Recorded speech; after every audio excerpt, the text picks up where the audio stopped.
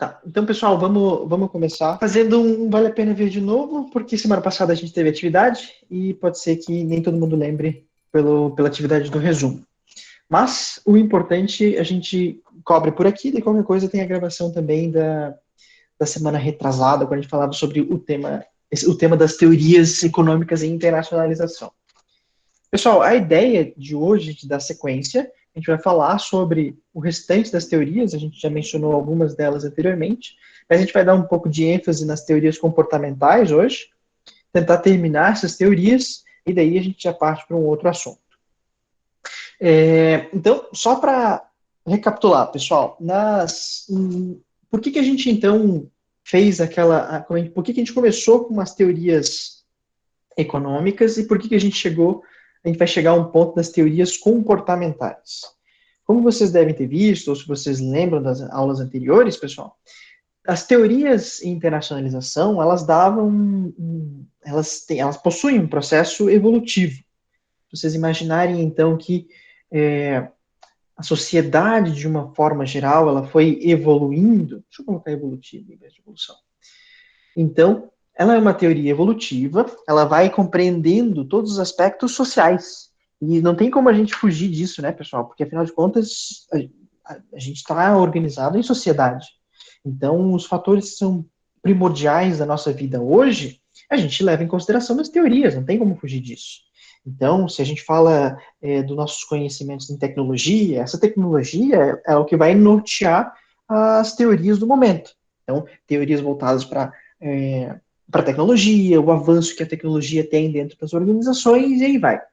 E se a gente falar, então, que desde o começo, se a gente imaginar que as teorias em internacionalização, elas começam lá bem antes, né, um pouco depois da Revolução Industrial, a gente está falando, então, de uma influência enorme da parte econômica.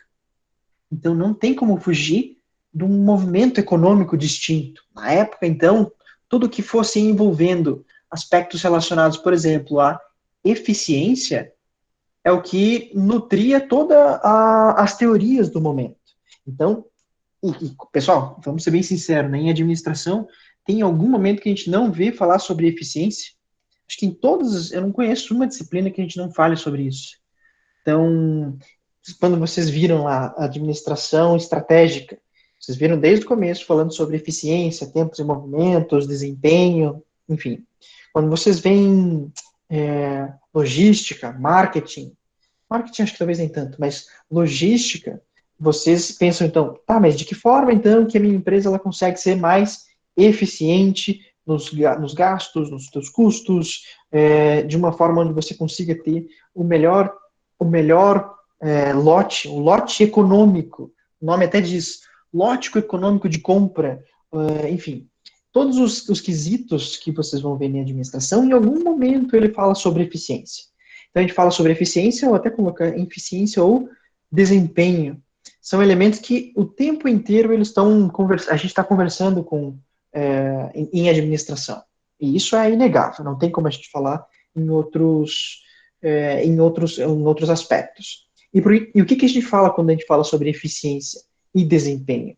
A gente está falando em eficiência do uso de recursos, por exemplo.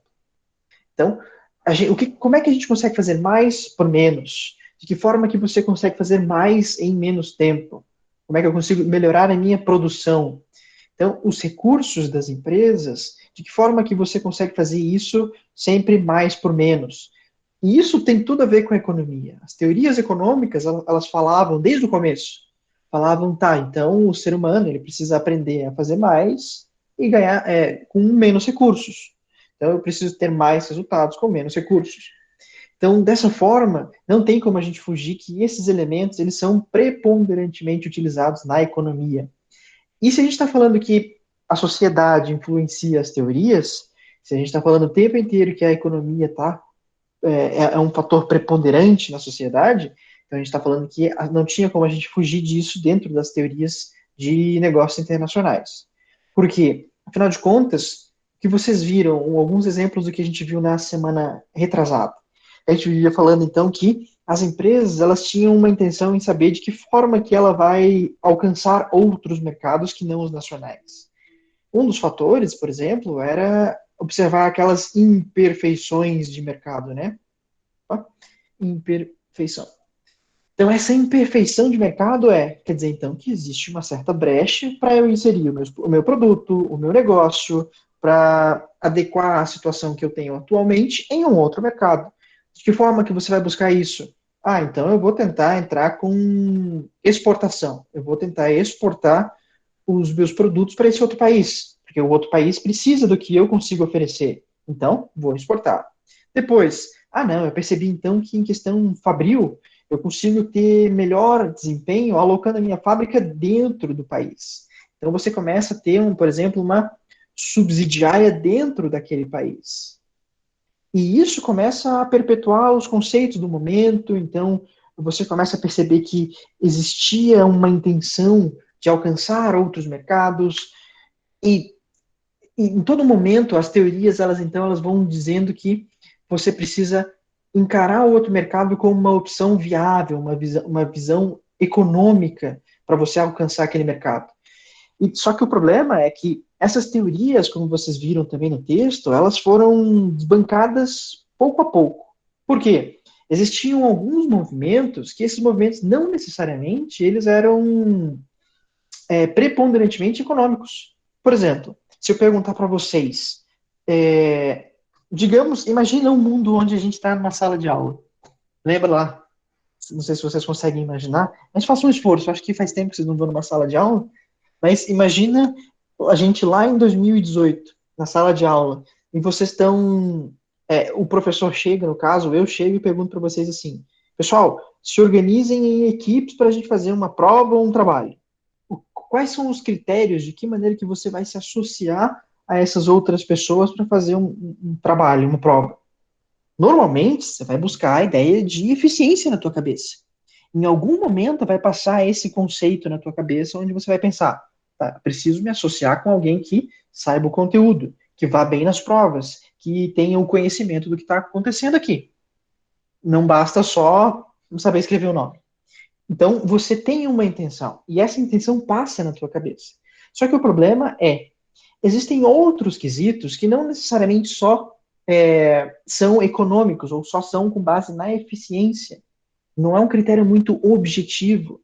Se vocês pensarem que em algum momento, deixa eu colocar aqui até em uma outra cor, que se vocês observarem que em algum momento existem tipos de associação que elas são mais voltadas no aspecto social, por exemplo, vocês então pensam assim, não, eu vou me juntar com fulano porque fulano é meu amigo.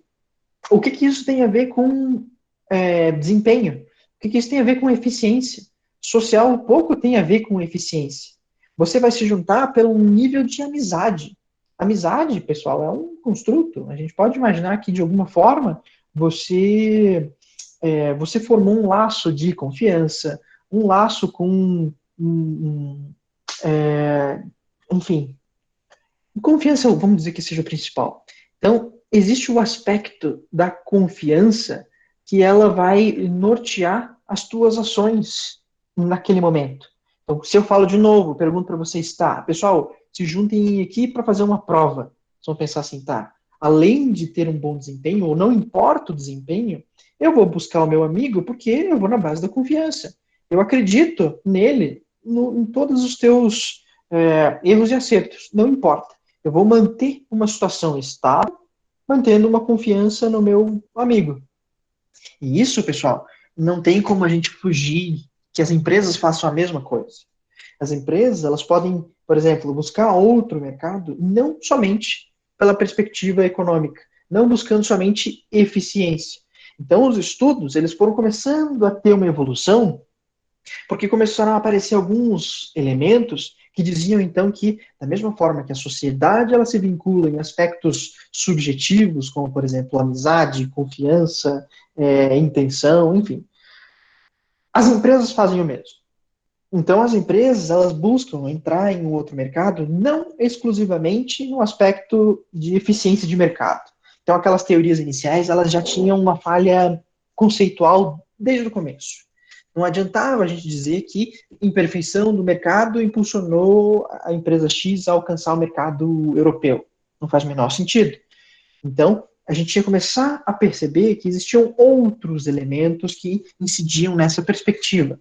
E é por isso, então, que esse aspecto social, essas novas tendências, essas perspectivas diferentes do aspecto econômico, eles deram a ideia, então, eles começaram a abrir caminho para as teorias serem um pouco mais voltadas para o aspecto comportamental. Opa, comportamental. E o que esse comportamental quer dizer? Quer dizer, então, que a gente não está olhando exclusivamente o desempenho. Desempenho é um aspecto, claro, importante, ele entra nas nossas perspectivas quando a gente tenta entender o movimento das empresas para alcançar o mercado internacional, só que, ao mesmo tempo, a gente está falando que existem algumas coisas além do que a empresa faz que a gente precisa entender as suas ações para a gente dizer, então, por que, que as empresas alcançam mercados internacionais. Então, a gente tinha que entender as ações, os comportamentos. Comportamento, então, a gente está falando de uma série de ações que caracterizam uma pessoa ou uma empresa. Então, pessoal, dando sequência, onde é que eu estou querendo chegar com todos esses argumentos? Então, eu estou dizendo que existe uma ideia de que os comportamentos das empresas elas são motivadas por não somente, não exclusivamente aspectos objetivos, e sim existem aspectos subjetivos, entre eles associações que acho que a gente chegou a mencionar no começo. A gente falava assim, tá, então, em algum momento, as empresas elas podem simplesmente pensar assim, tá, eu vou acessar um outro mercado, mas eu quero acessar esse outro mercado simplesmente com base naquela ideia de testar a água. Eu quero testar a água primeiro para saber se de fato vale a pena eu acessar aquele mercado. Se vale a pena eu me vincular com outras empresas em um outro país. Por isso que, depois de entender as fragilidades das teorias anteriores, chegou lá na época de 1980, por aí, então, alguns estudiosos na Suécia, eles começaram a pensar que as empresas, então, elas tinham alguns movimentos distintos que caracterizavam um processo gradual de acesso a um novo mercado. De que forma que isso seria gradual? Porque então a empresa, por exemplo, ela poderia pensar assim, tá, eu vou acessar aquele mercado, mas antes eu preciso saber se aquele país, se eles falam as mesmas línguas, quer dizer, se ele fala a mesma língua que eu, se a cultura política daquele país aceita que o meu negócio entre naquela região. Então começam a aparecer uma série de elementos que estão dizendo que as empresas elas agem com algumas intenções que não só a busca pelo desempenho. Deixa eu colocar aqui. Então, alguns critérios norteavam essa entrada gradual no mercado. Essa entrada gradual, elas eram motivadas, por exemplo, com um aspecto da língua, com um aspecto do... que mais? Eu falei da língua, a gente vai falar sobre experiência, então deixa eu já colocar aqui. Aspecto político é bem importante. O que mais? Que mais? Acho que é isso por enquanto. Então, esses fatores, por exemplo, a língua facilita eu entrar em um país que fala a mesma língua? Claro. Então, isso aqui existe uma certa facilidade. Ótimo, beleza. Quanto melhor for, ou quanto mais fácil a língua é, porque eu já tenho domínio, melhor para acessar aquele mercado. Ótimo. Outra coisa, se você já tem conhecimento, se você já tem uma experiência naquele país de alguma maneira, facilita para você? Facilita. Então, ótimo. Experiência tem a ver com facilidade? Também tem.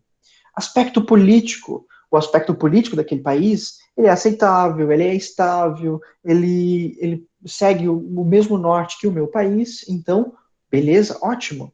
Facilita mais ainda. Então, eram algumas características que estavam dizendo que as empresas elas poderiam entrar de acordo com esses elementos. E essa facilidade, ela tinha uma noção e um conceito que ele foi cunhado justamente com essa ideia. A gente falava então essa ideia de facilidade, nesse modelo Uppsala, ele tem a ver então com o que a gente chama de uma distância psíquica, não no sentido de mexer objetos com a mente, mas uma distância psíquica do próprio ser, por exemplo. Deixa eu colocar aqui, psíquica. No sentido assim, é, é mais cômodo para mim. O meu distanciamento de língua não é tão grande o suficiente para me impedir de acessar aquele mercado. Então você já tem um certo conforto, existe uma certa facilidade para você acessar aquele mercado. Isso potencializa, então, esse movimento gradual da empresa? Sim. Se você tem conhecimento da língua, a empresa, então, ela já teria uma certa facilidade em acessar aquele mercado. Outro ponto. Então, se a empresa ela consegue ter acesso a, eventualmente, gradualmente, a empresa ela vai tendo conhecimento do povo, da cultura, do que você pode, o que você não pode fazer, de que forma que você conhece o teu mercado consumidor. Todos esses elementos de experiência também facilitam, então, a empresa decidir se ela vai ao mercado internacional, da mesma maneira que o aspecto político também. Então, esses são alguns dos elementos que facilitariam o avanço gradual da empresa acessar o outro mercado. Então, deixa eu dizer, acho que no slide que eu não salvei aqui, pessoal, então, deixa eu só colocar um fator que é importante aqui. Esses movimentos graduais, então, ele tem muito a ver com a teoria baseada em recursos. Acho que provavelmente vocês já devem ter visto isso ano passado, na disciplina de administração estratégica. Em algum momento, se o professor de vocês falou sobre ambiente interno das empresas, quando você analisa aspectos internos de uma empresa, você está analisando, por exemplo, lá, quais são as tuas forças, quais são os teus pontos fracos, e aí vai. Nesses elementos, aspectos de forças e pontos fracos, a gente está analisando o que a gente tem internamente. É como se eu falasse para vocês, no mesmo exemplo da prova, eu falo para vocês o seguinte: pessoal, se organizem em equipes para fazer uma prova. Vocês vão, eventualmente, vocês vão se vincular a uma pessoa e vocês vão pensar, qual que é o ponto forte dessa pessoa e qual que é o ponto fraco? Eu sei que ela estuda bastante, então já existe uma potencialidade para aquilo dar certo. Ou melhor, você fala assim, não, meu amigo estudou bastante e tal, mas ele tem um ponto fraco que é a falta de confiança. Ela vai ficar, a pessoa vai duvidar, vai ter, em algum momento ela pode colocar a tua resposta em xeque e você não sabe o que você faz. Então, você identifica as tuas forças e os teus aspectos fracos. Isso aqui quer dizer, pessoal, então, que você está analisando os recursos que a empresa tem para alcançar o objetivo. Então, você está pensando, a empresa, então, ela vai buscar um certo mercado entendendo do que ela tem dentro dela.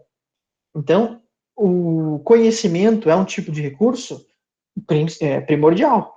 A gente está falando, então, que o conhecimento, sem conhecimento, você não sabe o que você faz daqui para frente. E isso aqui é uma commodity que você precisa saber muito bem, que você precisa administrar muito bem. É um recurso desejado por muitos. Afinal de contas, se você tivesse a experiência de um senhor de 90 anos com um corpo de 20 anos, você já saberia muita coisa do que você pode e que você não pode fazer.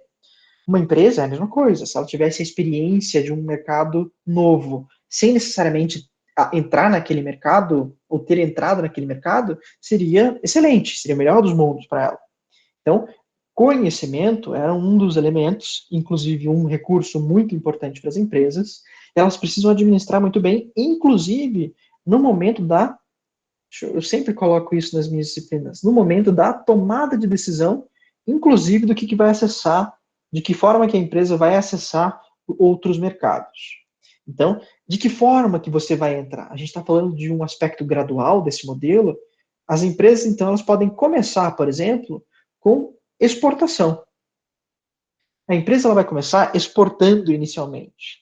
Então, eu não sei nada daquele lugar.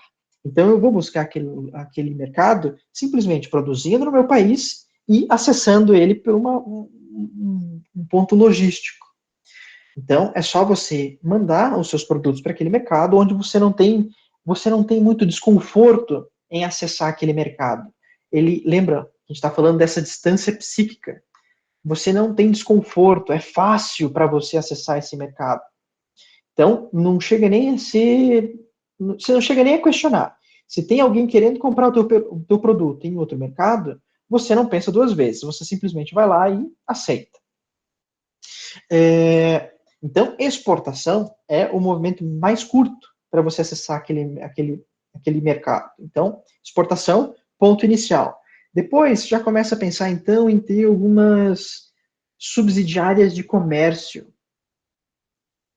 Então, você começa a ter empresas onde elas vão vender para você, a subsidiária de venda.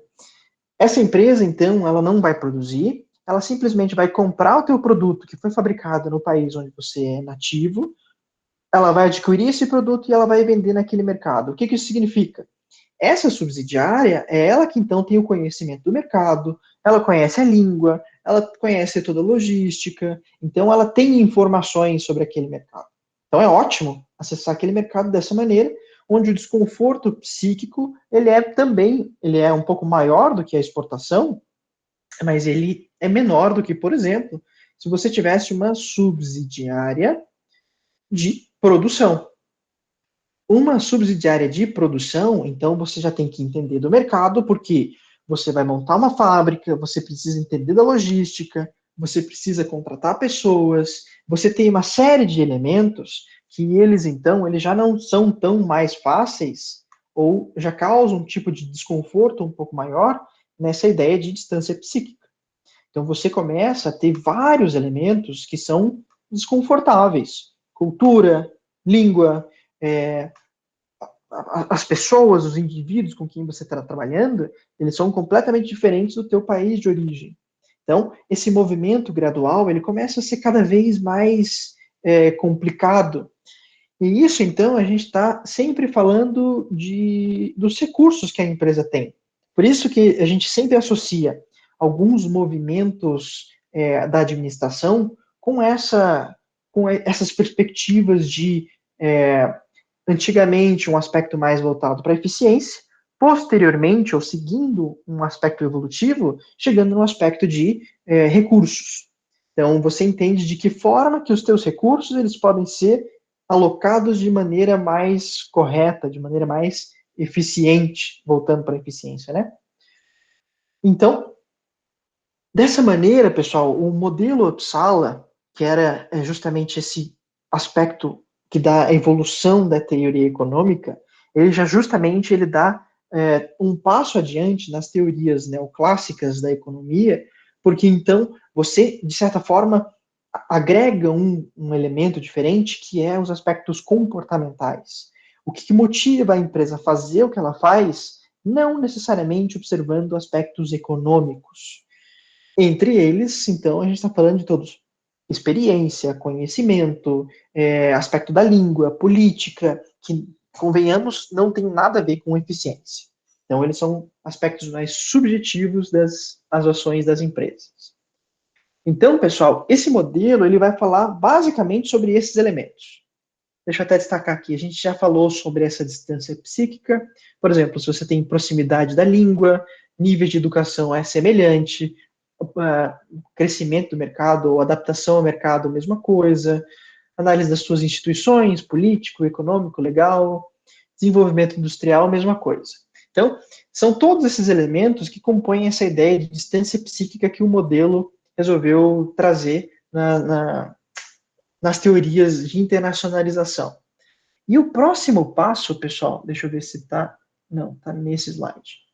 O próximo passo, depois dessas teorias, a gente vai falar sobre a teoria de redes. Lembra quando eu falo para vocês sobre adaptações? Deixa eu colocar para cá para cima, porque acho que acabou o meu espaço aqui embaixo. Quando a gente fala sobre adaptações, a gente fala sobre sair dessa perspectiva econômica, vocês vão se adaptar a uma situação imposta a vocês de uma forma mais eficiente dentro das condições dos elementos que você possui naquele momento. Então, a gente tem que entender que os elementos sociais que interferem em algumas ações, como eu coloco aqui, eles vão entrar em jogo quando a gente fala sobre redes, a teoria de redes, da seguinte maneira. Deixa eu colocar aqui. Teoria de redes. Elas vão entrar em jogo porque a gente está falando nessa ideia de associações. de que forma que você vai se associar a uma outra pessoa, ou associar a uma outra empresa. Essas associações, elas acontecem de diversas formas, não somente econômicas, como a gente já mostrou anteriormente. Então, vocês vão pensar o seguinte, digamos assim, aqui a gente tem, deixa eu pegar algumas cobaias que estão aqui dentro do, do Google Meet. Digamos, a gente tem o Rafael, a Leila e a Maria Eduarda, por exemplo. Vamos colocar essas três pessoas. Então, aqui tem o Rafael, eu falei da Leila e da Maria Eduarda. Então, essas três pessoas, elas estão dentro da sala, elas estão pensando de que forma que vocês precisam resolver uma prova, uma atividade, digamos. E o Rafael percebe que a Maria Eduarda ela sabe ela sabe de que forma que ela resolve aquela atividade ou aquela prova. Então, ela detém o conhecimento. O Rafael foi pego de surpresa, não estudou no dia, e ela precisa se associar a Maria Eduarda de alguma maneira. Como é que ela vai fazer isso? Como é que ele vai fazer isso? Ele não conhece diretamente a Maria Eduarda, mas ela sabe do histórico dela. Tira 10 em todas as provas, CDF, estuda todo dia. Só que o Rafael percebeu que a Leila, ela tem contato com a Maria Eduarda. E o Rafael, ele tem contato com a Leila de alguma maneira.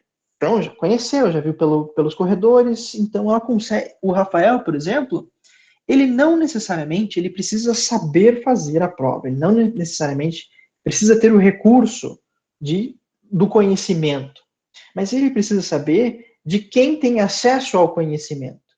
E ele sabe que a Leila tem acesso a Maria Eduarda de alguma forma. Então, o Rafael vai buscar se associar à Leila de alguma maneira, porque ele sabe que a Leila tem acesso a Maria Eduarda.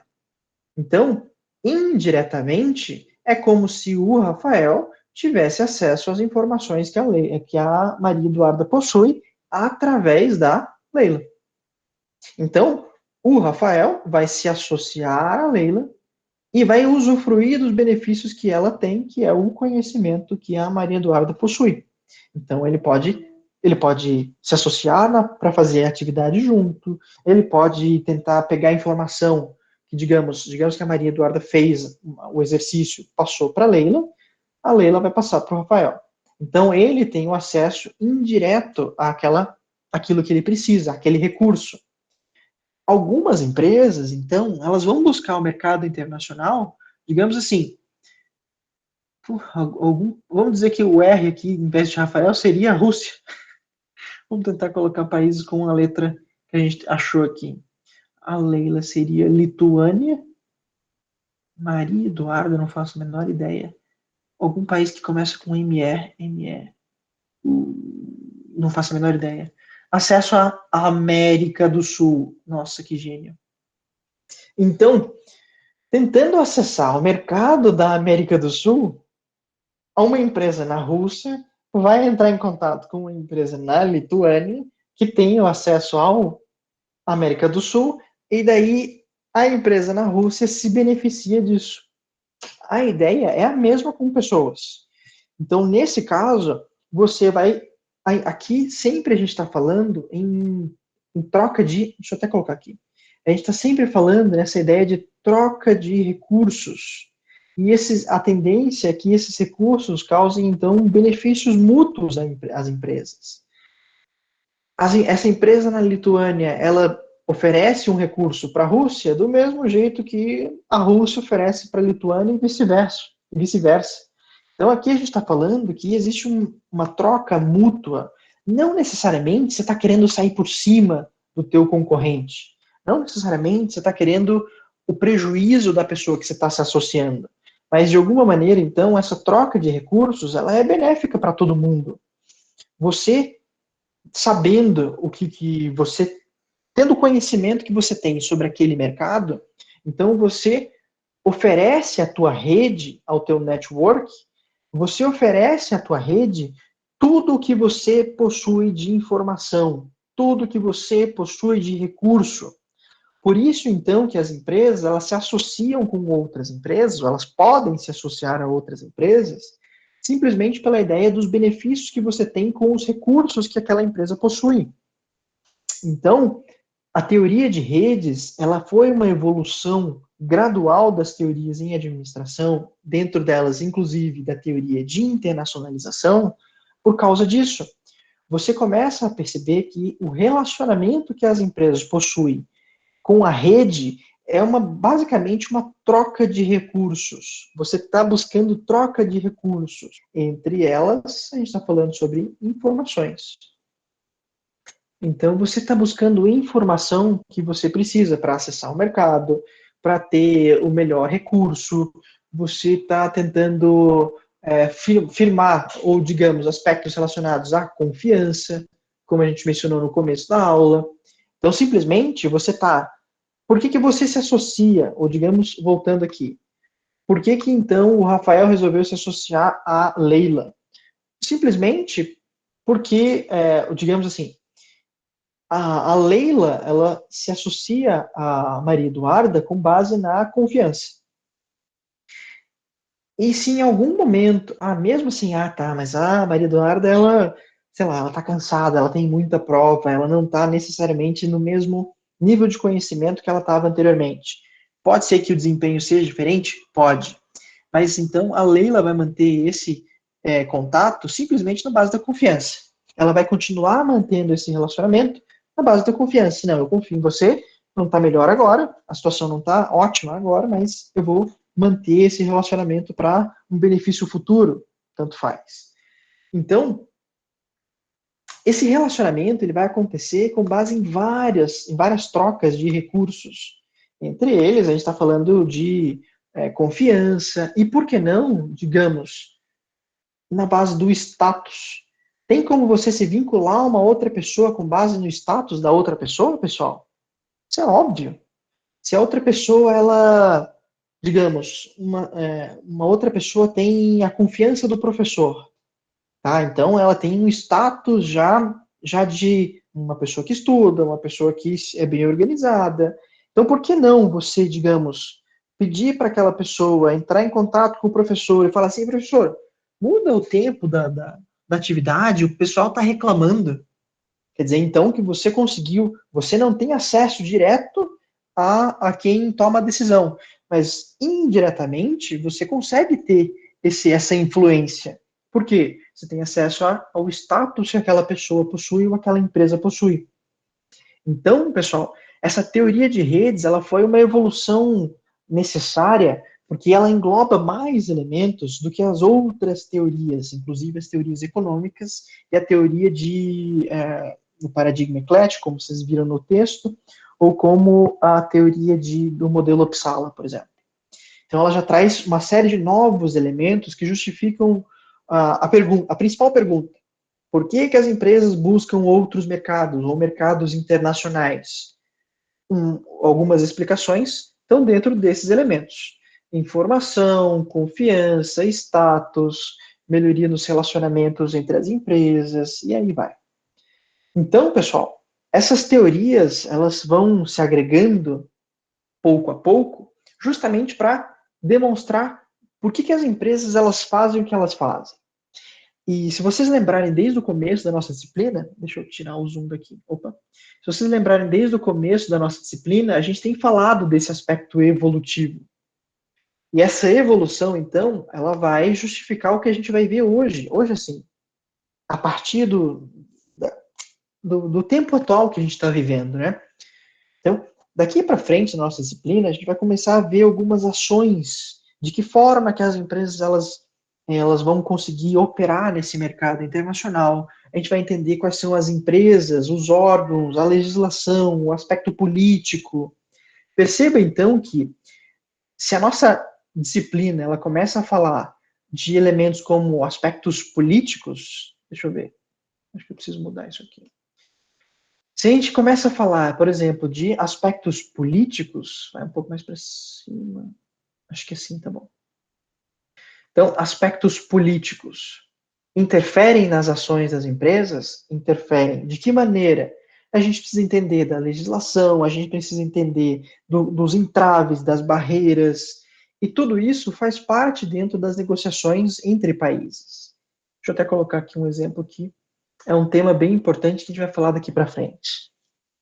Barreiras, então, a gente começa a entender, tá, então, por mais que as empresas elas consigam acessar outros mercados com a intenção de busca de recursos, de venda, melhoria nos teus resultados, existem alguns entraves que os países vão colocar justamente para que esse benefício ele não seja de livre acesso, ou que você tenha que passar pelo menos por um aspecto que dê, que dificulte essa facilidade de alguma maneira.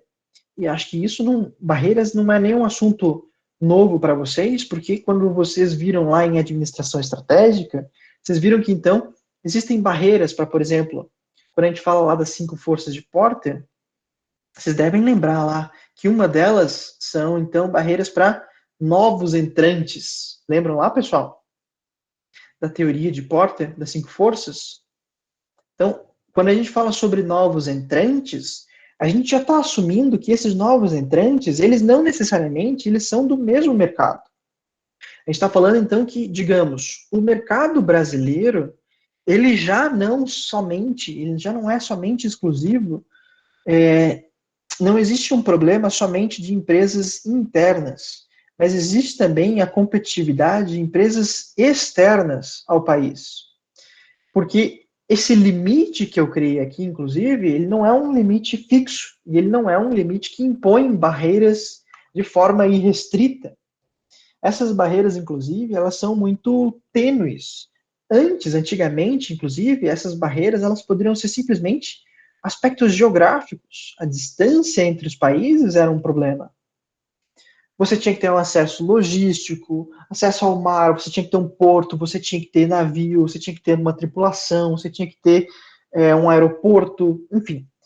Hoje, a gente consegue perceber, inclusive, que com o advento da tecnologia, essa distância ela não é um fator importante. Essas barreiras, inclusive, elas são muito frágeis. Então, pode ser, então, que os países eles começam a utilizar alguns outros requisitos que não somente a distância. Porque você está querendo impedir o acesso, mas de aspectos que não somente tem a ver com uma infraestrutura como é que posso dizer, desenvolvida. Como acho que eu mencionei para vocês no começo também da disciplina, por exemplo, no Japão inicial, lá no período imperial, que ainda é império, né, mas digamos 1800 e alguma coisa, o Japão ele tinha uma entrada, ele só tinha um porto que recebia produtos internacionais. Essa era a forma para limitar o acesso de produtos estrangeiros. Por quê? Eles percebiam que existia uma limitação, eles queriam evitar o aspecto do impacto cultural que estava tendo na época. Então, para isso, eles limitaram a entrada a somente um porto. Um porto recebia todos os produtos. Atualmente, esse um porto ele não é crucial para impedir a entrada de produtos ou de recursos. Hoje, então, os países eles precisam começar a pensar em barreiras mais efetivas para fazer isso. Porque esses novos entrantes, eles aparecem a todo momento. A internet, inclusive, existem novos empreendimentos que conseguem propor uma dinâmica diferente ao mercado. Por exemplo, a gente tem empresas de contabilidade que elas são inteiramente baseadas em aspectos tecnológicos. Você consegue fazer toda a tua contabilidade pela internet. Você pode ter um acesso a um contador ou alguma pessoa que vá suprir você de algumas informações para fazer a sua contabilidade, mas de uma forma geral, você faz tudo automaticamente. Você faz tudo pela internet, você faz tudo pelo computador, você não precisa ter acesso àquela pessoa, acesso àquela empresa diretamente. Então, novos entrantes, eles vão surgindo o tempo inteiro. E os países, então, precisam começar a pensar nessas barreiras. E a política, então, do país, vamos colocar aqui de uma forma mais clara, existe, então, uma política internacional que ela precisa ser muito bem feita, estipulada. Uma política internacional. Porque já é uma realidade, então, a associação de empresas em vários outros países. Por exemplo, se a gente não tivesse uma política internacional muito bem distinta ou muito bem estabelecida com relação a aspectos sanitários, como a gente viu para o Brasil comprar vacinas para o Covid, ou para o país ter os insumos para a produção interna. De alguma maneira, então, o país teve que manter uma política internacional muito bem estabelecida para que essas empresas que queiram fazer negócio no país, elas não necessariamente elas tenham acesso rápido e fácil, mas existem algumas limitações. Claro, a gente está falando de aspectos sanitários, a gente está falando de aspectos legais, existem aspectos tributários que a gente precisa entrar em discussão, e tudo isso não tem como fugir, então, do aspecto político. Então, o aspecto político também vai ser um ponto muito importante que a gente vai falar daqui para frente. Mas, principalmente, pessoal, é preciso entender, então, deixa eu tentar dar um zoom para fora aqui, que eu sempre... Isso, acho que agora deu certo. Talvez um pouco menos. Então, a gente precisa entender, pessoal, que todo esse processo evolutivo que a gente demonstrou até agora, ele vai justificar o que a gente vai ver daqui para frente. Então, a gente não necessariamente, eu vou focar tanto assim, para que vocês saibam todos os aspectos do que a gente fala de uma teoria específica da teoria de imperfeição de mercado, de custo de transação, nada disso. O que eu quero que vocês entendam quando eu falo sobre essas teorias e internacionalização é que vocês entendam o processo evolutivo e a importância que isso vai ter do que a gente vai ver daqui para frente. Por exemplo, dos exemplos que eu já falei para vocês, né? Não quero ficar sendo repetitivo. Mas então, entender que o aspecto econômico foi muito importante para a gente chegar a entender, então, que, ok, as empresas buscam uma melhora no seu desempenho, mas não necessariamente ou exclusivamente com base nessa perspectiva. Então, tudo que a gente vai ver daqui para frente, ele é um aglomerado que vocês viram até aqui. Então, desde o momento histórico, quando a gente falou sobre as guerras, como a gente falou sobre a troca de produtos ou a troca de recursos entre países, para a gente entender, então, das teorias, como é que isso se encaixa dentro das teorias das empresas, da administração, para a gente chegar, então, no conceito do que a gente vai ver daqui para frente. Mas, pessoal, a ideia é essa. Da minha parte, por enquanto eu fico por aqui. Não vou dar sequência nos outros conteúdos, porque já vem uma outra parte, que não só essas teorias de internacionalização. E a gente encerra por aqui, então, a nossa aula, se vocês não tiverem dúvidas ou alguns comentários.